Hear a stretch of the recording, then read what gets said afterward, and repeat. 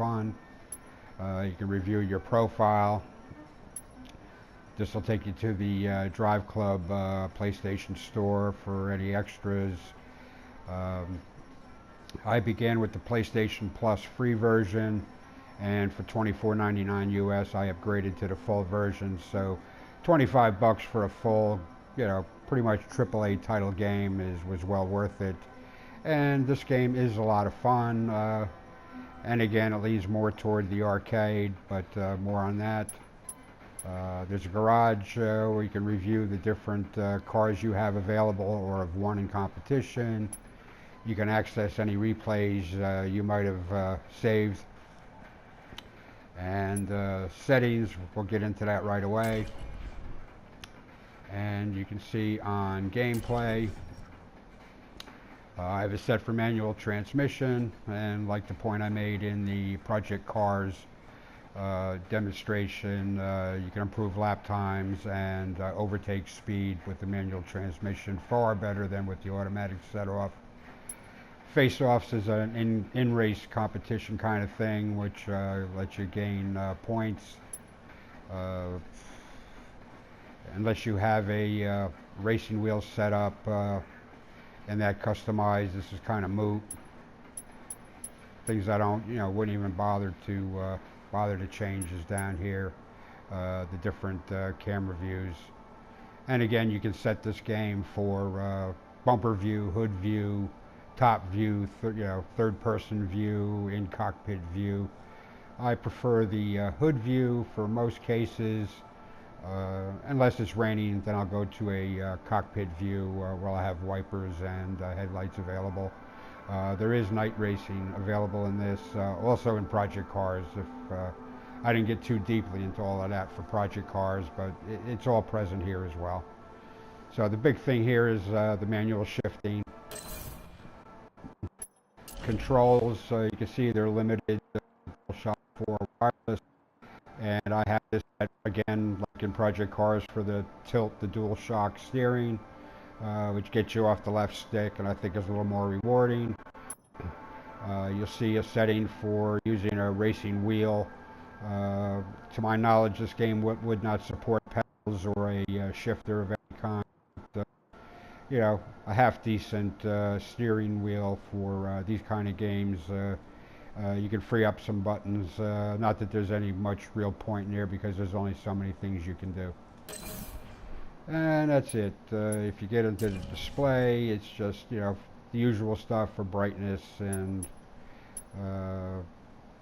setting mirrors, making sure you have a tachometer displayed, which really comes in handy for finding the shift points. Taking it all the way to the red line it takes you out of the power curve. So different cars are different.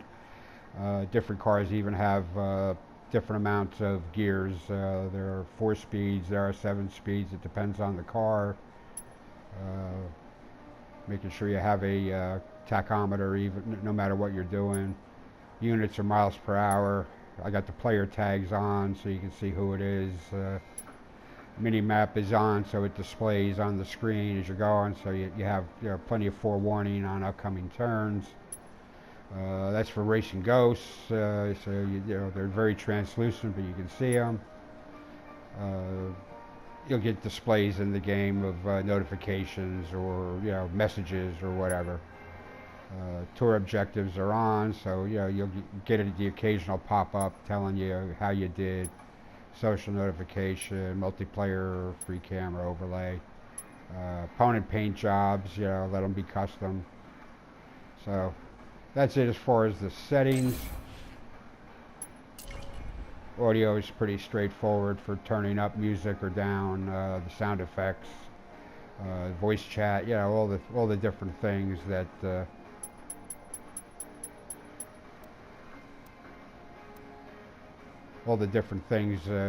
you might want to hear during the game.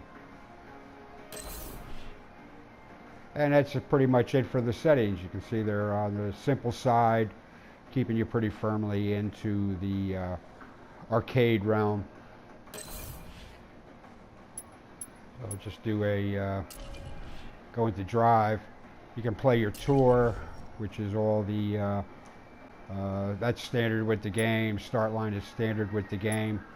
These other things were downloads, haven't gotten them all. And there are also some different livery schemes for decals and paint jobs, none of which I've really bothered with this game. Actually, the only game I'm even aware of was the Forza series on the Xbox, where you could spend hours and hours doing custom paint and decal work and making things totally unique and of your own design, only limited by your talent and imagination. So anyway, we'll just jump into here, for giggles. We'll do one I've already done and already mastered. Not as well as some of my friends, but I've done well enough. So anyway, you go into this, you hit play. It's telling you to use a Mercedes-Benz A45 AMG in your sport class. That's my club paint job and club decal on there, and my favorite racing number 06 or number 6. And to the right hand side of the screen you'll see some tech specs on the vehicle. It's a 4-cylinder turbo, front wheel drive with horsepower and torque ratings and such. So it pauses on there for a while and sweeps around the car and giving you a good view. So you select that. Select your club paint job. You can go into factory paint jobs or some other custom stuff you might have done, but that's the club scheme. And it'll give you a little cinematic of you getting in the car and a cockpit view, which when you're tired of it, we'll skip. Then it will take a few moments to load the track.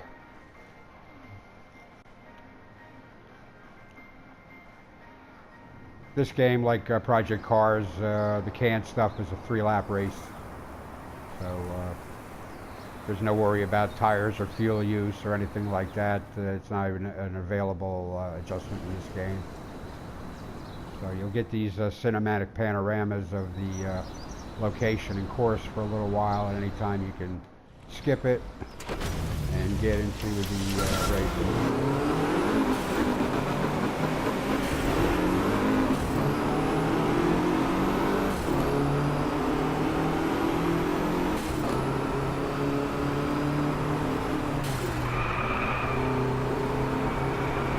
Got a little catching up to do here.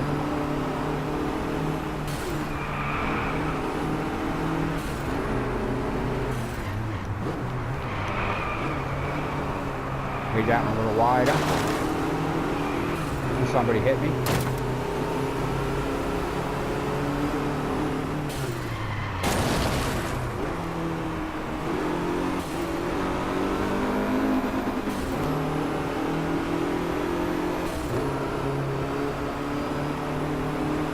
See, when you hit the red line, the engine runs out of breath, so it's important to shift.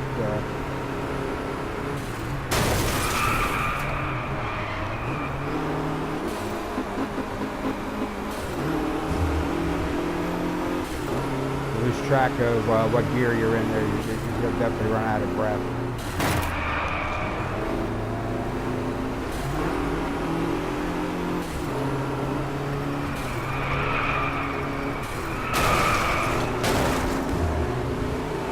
See, is wild and woolly.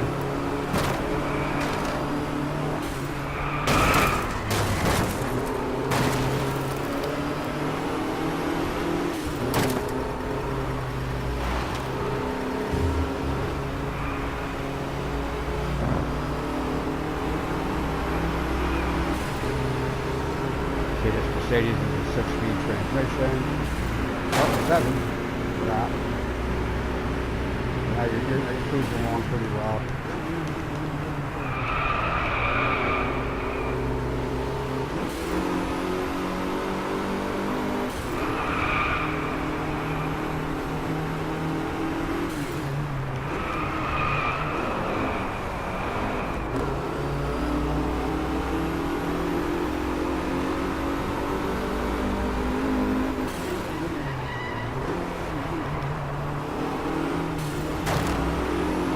do get points for clean racing.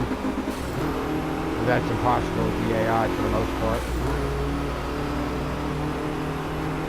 If you're not on top of your shifting, you'll definitely get past.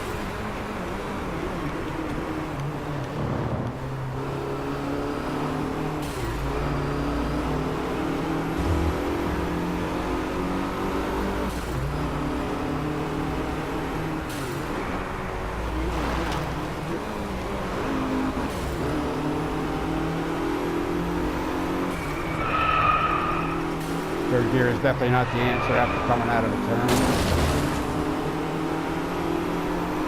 7-speed transmission, things run out of breath pretty quick.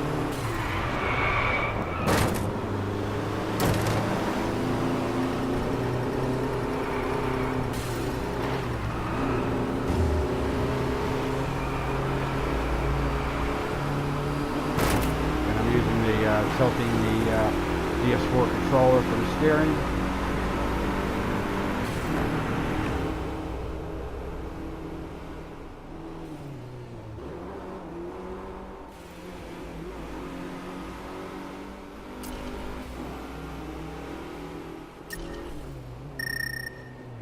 Got some points, and you can view the replay, which is kind of canned in this game. Goes back and forth. I think it misses a lot of the better, better parts of the race.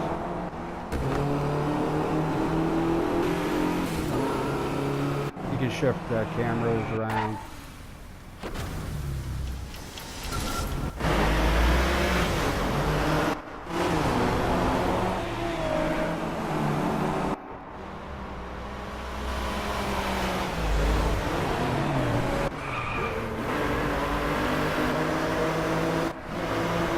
Shift which guy you're looking at.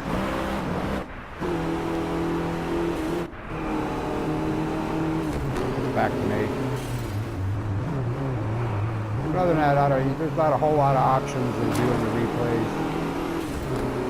It goes back and forth between inside the car, front of the car, behind the back wheel, the overhead, which I kind of prefer, especially if it's heavy action.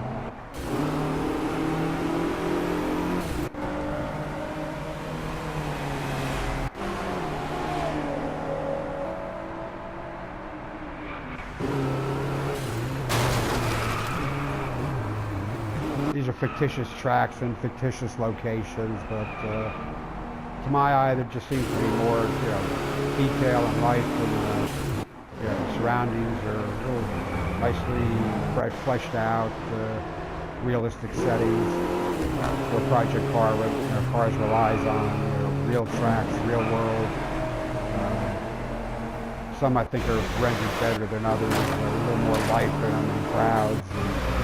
Some of them just seem on the dry side.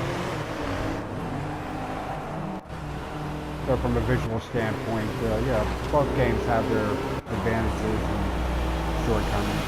Nothing's perfect.